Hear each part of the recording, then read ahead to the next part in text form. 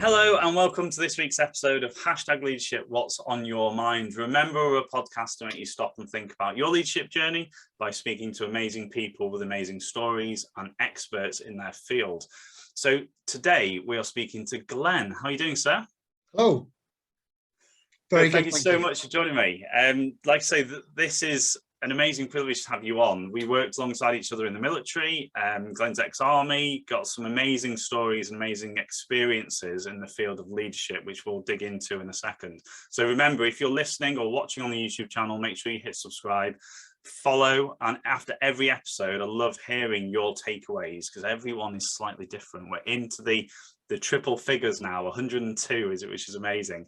So Glenn, as I hit the 20-minute timer, for the people who don't know who you are, give us a little bit of a flavour about who you are, what you've done, and what you're doing now. I was in the military for 24 years in the British Army, and kind of specialised in the last 15 years as an adventure training specialist. So getting into mountaineering. Before that, I was in the REME, which basically fixed stuff, fixed weapons in that. And I left the military in 2017, which is quite bizarre because time goes very, very quickly. And since then, I've divided my time between being a house husband, being a freelance mountaineering instructor, and being a leadership consultant. So I've been busy enough. Yeah, excellent. And we just had a great catch up because we've not spoken for a while. So I'm sure we'll continue this after the podcast as well. Yeah. So we'll start with the questions. So we're obviously #leadership. What's on your mind? What comes to your mind when you hear the word leadership? So it's such a wide focus and so many definitions. And, I've worked at staff leadership schools where we teach leadership, inverted commas. And to provide a definition of what it is, I think is quite personal to people. But I suppose in my experiences, it's being a focal point for an objective. So to either lead people somewhere or for people to bounce ideas off you. So yeah, I suppose in a nutshell for me, it's being that focal point, whether that's a role model, whether that's a manager, or whether that's just collating people's ideas to then sort of send them back out and help people on that journey. But yeah, it's a big question, that one. It is. And as you obviously alluded to, everybody is slightly different, and which I love about even people. It comes from people's experience or their perspective as well. So staying with you personally, so where do you think your leadership journey started? So is it on reflection now that I got you to think about it, or was there a light bulb moment at the time? Like, how far back are we going? Probably back to Cubs and Scouts, because that's probably the first time I was involved in any sort of hierarchy, being a second or a sixth. I think that's what they're called. My boys have just started, but trust me, it's a long time ago since I did that. So I suppose that's the first time that I ever saw leadership. And then joining the army is probably the first time where it was imposed upon me, as it were. And this was the army of the early 90s, which was still modern in comparison to a lot of things, but very backward in a lot of ways as well. And in hindsight, you pick up from what you see. So when I started becoming a leader or have leadership positions, I was effectively just copying what I'd seen or what had been done to me. And I use those terms, what had been done to me, because I wasn't a very good leader. I can look back now and I was just copying. But on your journey, you develop that and you see good leadership and you kind of go, I like that, I'll have a little bit of that, or how I was treated. But conversely, and I think sometimes people don't pick up on it as much, I think you learn as much from bad leaders, because I can certainly remember thinking, if I'm ever in charge of someone, I will never, ever do that to them. So I suppose as long as you're reflective and you review things, which I think most people are anyway, without being led down that path, you make those learnings yourself, and you take away the good points and you see where it goes wrong, and you say to yourself, well, I wouldn't do that if I was in that situation. Yeah, I love that. It's been quite a common thread throughout the podcast, that the amount of people we've spoken to, a lot of people saying what on the impacts they've had is from when they've seen it done poorly, or like you alluded to there, I don't want to do that. So I'll make sure I won't do it in the future. So for you, I always get people to ask, pick something out that's had a big impact on your leadership journey. So whether it's a person or an event that's had a positive or negative effect on your leadership journey that's made you who you are today, who or what would you choose? I suppose there's a couple of points here. One is the first time I had a leader who was who wasn't an obvious leader. So and in hindsight and what I learned afterwards, you know, he was very empathetic, very much about, you know, very associative with his leadership, and basically just listened a lot. And I thought, oh, he's a bit of a soft touch, you know, from being in the military for so long. But actually, he created buy-in, and he was an absolutely fantastic leader, and probably the best guy that I've ever worked with, and who managed me. And he ended up literally in charge of the Royal Army Physical Training Corps. You know, from small acorns, he was a young captain at that point, and he ended up as a lieutenant colonel. At the same time, that was juxtaposed by the other guy in the management position, who was literally the opposite. So I would suggest wasn't a great leader, wasn't very reflective, definitely wasn't empathetic. But both those two at the same time, kind of the yin and the yang, kind of like you're looking at one, then looking at the other. And like I've just said there, you're kind of saying, well, I wouldn't do that, or I'll try not to do it. So I definitely learned a huge amount from both of those guys fairly early on in my career. And then the nature of the beast of what I do as a mountaineer, as a rock climber, is that it's very sadly I've been involved in, or not involved myself. I've come across accidents, and I've come across where things have gone wrong, where I've given some help, or I've seen people helping and got involved in that. And quite a few of those have kind of taught me really big experiences of that sort of awareness, situational awareness. You know, not being sucked down sort of the rabbit hole of, right, this is what's happened, let's deal with that immediately. Because actually, in the outdoor environment, there's a lot else going on, particularly in the winter environment. You know, you're dealing with a casualty, and your group that's with you are all going down with hypothermia because I'm too focused on one thing. So having that ability to step back and have that situational awareness to go, right, okay, what else is going on here, and how do we prioritize what we need to do? So I suppose there's been a series of those, and they've been very, very instructive in kind of like that leadership theory and leadership understanding of where I'm at and how other people act as well. Yeah, amazing. And again, I always encourage people that there's a lot of theory and education and books about leadership, and it's that simplicity of like taking it off the page and making it your own with that situational self-awareness piece.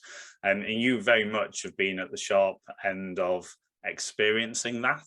Could you take us through a couple of things that have events in as much detail as you're happy to tell us, but some things that have maybe come to light, whether it's at the time where you've gone, oh, this is actually happening now, or some things where you reflected positively or negatively that have then built your experience that you have now?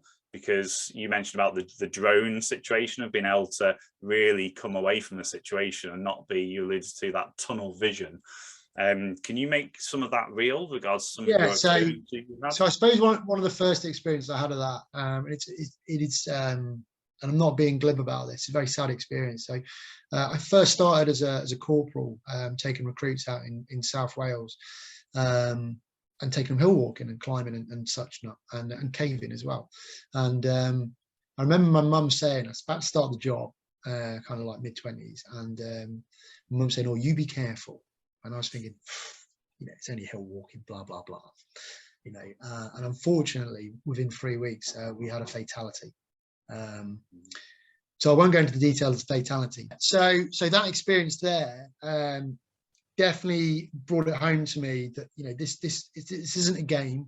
You know, I do have to think about what I'm doing, and as I say, control the controllables. So there's objective dangers and there's subjective dangers. Subjective are the ones I can manage. You know, have I got the right kit? Have I told the guys what's happening? Is the team briefed? Because if something happens to me, do they know what they've got to do? And you know, and that's universal. That comes into business and everything. That was really early on in my career. So a pretty awful experience, but very instructive and kind of set me thinking about what I was doing as opposed to just doing what I was doing. And then I suppose kind of the latest one really, which had very serious potential consequences. But you know, I'd like to think that from that first experience, I've learned and I've developed, and we came out of it all fine. And basically, I've just been in the Himalayas, leading a team on a mountain called Putha in Chuli, Dilagiri 7, so 7,500 meter peak. And I was the chief instructor. We had another instructor with us, and we had a group of generalized novices there. And we are now at camp 2. It's over 6,000 meters, and we've been there for 3 days preparing for our summit push. And we've set off, and one of the guys who had some symptoms, and I've kind of reflected on this as well, and I maybe should have picked up on it before, has basically gone up and developed high altitude cerebral edema and collapsed. And we are at the limit of helicopter rescue. We're at 3 hours from any sort of rescue. And everyone basically turns around and looks at me, like, what's happening? Because now it's like, right, we're out of our comfort zone here, Glenn. What are we doing? And it was, you know, very easy to get sucked into the situation of, right, deal with the casualty, which we did. You know, that was our first priority. But it was a case of, right, okay, what's going on with the casualty? What can we do to stabilize the situation? So we gave him oxygen, and then got him sort of back to some sort of semblance, but then realized with HACE, which is high altitude cerebral edema, the patient can die within 12 hours. And literally the only thing to get him better is to descend. But now I've got 8 people with another instructor who's never been that high before as well. Everyone's now flapping. We're very high on the mountain. We're above fixed lines. And I suppose the point, rather than going into this whole story, is this case of stepping back or stepping above and being the drone and going, right, what do I need to prioritize here? Okay, prioritize the casualty. Okay, we've dealt with that. I've now got 8 people high on a mountain in the Himalayas, and we need to deal with them, and we need to make a decision. And this expedition had cost a lot of money, but it was apparent very, very quickly that we needed to get everyone off the mountain as fast as we could, safely as we could, because if we didn't, things were going to, excuse the pun, snowball very, very quickly, and the situation could get out of hand and become even more serious. So we prioritized, gave people jobs, gave people stuff to do, discussed it with the other instructors. So this wasn't just my idea. I wanted to hear what he was thinking as well. And then as soon as we made our action or made our plans, we then acted on it in an hour. And then 9 hours later, after a fight and retreat off the mountain, we've got down, the casualty is stabilized, and we're safe. We're off the glaciers, through the crevasses, off the fixed lines, and we're in a position where we can take a collective sigh of relief. And all of those guys are now safe. And, you know, I've kind of said rather jokingly, no one's dead. Everyone's come in with the fingers and toes. We didn't get to the top of the mountain, but we've had a fantastic experience, and every single one of those guys has had an amazing experience, rightly or wrongly, that they'll be able to take back to their work life in the military and go, right, we've seen it happen where it can go wrong, and we've seen how we can deal with it. But I wouldn't have got to that stage if I hadn't have had that first experience of, you know, the really sad experience to develop that ability to go, right, okay, let's prioritize. Where is the closest crocodile to the boat? But and amazing. Can you just share in that experience as well? You alluded to it about that you've reflected since. My first thought was, like, you're always learning. Like, everybody's always learning in these environments. And that thing, when they look at you, you don't necessarily always have all the answers. Yeah. So Once we got down to base camp, which was another 1,000 meters lower, so we dropped about 1,500 meters, the casualty stabilized enough to come off oxygen, and haste can be cleared as quick as that. It can be fatal, but it can clear. And then everyone's a little bit down. Oh, we didn't get the mountain, but at least this guy's safe. And it was like, right, we're going to sit down and we're going to talk about it. We're going to talk about the whole situation, what people were feeling, what people thought my decision making was, because I needed to do that to understand, have I made the right decisions? And we've written a post-exercise report, and we sent that to the authorities. This is working for the military, and the military have been really, really positive about how candid we've been about it and how honest we've been about it. But we had to be, because that's going to go into general publication. And if we're not honest about it, and not open, not reflective, then the experiences that we went through, people won't have anything to draw on. So you can't hide your mistakes, or you can't hide when things go wrong. If they go wrong, fine. Well, let's talk about it and let's work out where it's gone wrong. And again, what an important message to hear. Working in any form of life, whether it's corporate, in a specialist team, like really high performers do that, don't they? Teams and individuals reflect and learn and are hungry for that as well, which is, there's a difference, isn't there? Like tentatively doing that and actually being hungry to do that, because there's a different way of doing it, isn't it? And embrace it, embrace it, and I've been doing this a long time now. I've been doing it for 30 odd years, but I've come out of that so much more knowledgeable, more experienced, so hopefully I'm going back to the Himalayas on a very, very big mountain in the near future.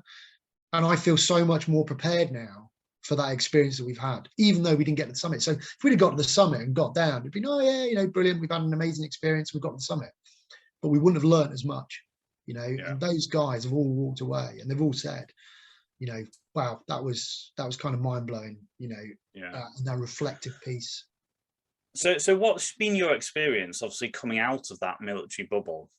Because again, we both know that we're recruited, we've got basic training, similar fundamentals of training and all the stuff. What's been your experience taking people with non-military backgrounds into those environments? What's been the reflection pieces? What have been the takeaways from those people that you've been able to put through a level of, we've spoke before about taking people outside their comfort zone and what they learn from that? Yeah, and you've used that term comfort zone there. You don't need to take someone halfway up a 7,500 meter mountain to have the similar experience. And I'm not saying a bad experience and learn from it, but simply taking people out of their offices, out of their boardrooms, etc., and putting them into a situation where they're just not as comfortable, because that comfort bubble becomes expanded by that experience. So by going through that, then people can go, well, actually, I do feel more confident about this now. And, I've done some sort of low-level corporate stuff. And when I say low-level, I'm saying we're not going up 7,500 meter mountain. But I've took people to the Dales before and just took them out of the office, and they've not been in an outdoor environment. And I've given them a compass and a map. And I'm going to go, right, you're going to map read now. And they're like, oh, no, I can never map read. But that's the point about this comfort zone. It's not really the task. It's where you get what you get from the task.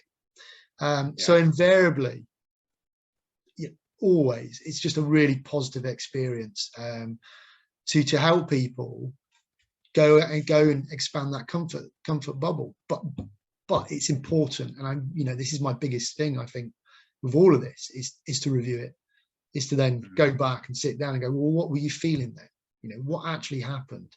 Where did it go wrong? Where did it go right? Because it's all well and good getting things right. If you get them right all the time, how do you know you're right? You've almost got to get things wrong to then understand, right, okay, now I understand what right looks like, because I can reflect it on what wrong looks like. Yeah, I love that. And you're right. Like, just quickly, we obviously work out of Carden Park in the UK through the business side of things. And we were looking at advertising like peak performances, peak environments and peak experiences. And what's a comfort zone for one person is completely different to what a comfort zone for the other person. It's a luxury 5-star resort, but stepping up one rung of a ladder to go up to a climbing wall or a high platform is completely different to what somebody's would go into the Himalayas, because they've built up that environment of the comfort zone. But amazing, awesome. So just remember, go for it. I'm just going to say there, I think the really important thing there is you've hit the nail on the head, is that we're taking these guys to the Himalayas, but it's all relative. So someone's Himalayas is Carden Park, stepping on the first rung of the ladder. So exactly. it's that comfort bubble. You don't have to have a massive comfort bubble. What you just need to do is expand what you've got, because the next time you go into that environment, or a stressful environment, now you've dealt with that. And that's the key, is to keep stretching it. And I'm no different. You know, this experience I've had has stretched my comfort bubble again, which is fantastic. Awesome, I love that. And that stopped my last question. I was going to ask you like something that we could give the audience, but I think that's covered it. Like to think and be aware of what your comfort zone is, and just step a little bit towards it. And the fact that you're doing that all the time is great to hear, isn't it? Because from somebody else's perspective, the amount of experience and environment you've operated in would be just miles away from where they are, but you started where they started at some point back along the line. Yeah, we all did. Fantastic. So Glenn, thank you so much for your time. That's 20 minutes done. I can't believe it's probably coming up 12 months, isn't it, since I suggested you came on the podcast. So we've managed to get you on. So thank you so much for your time.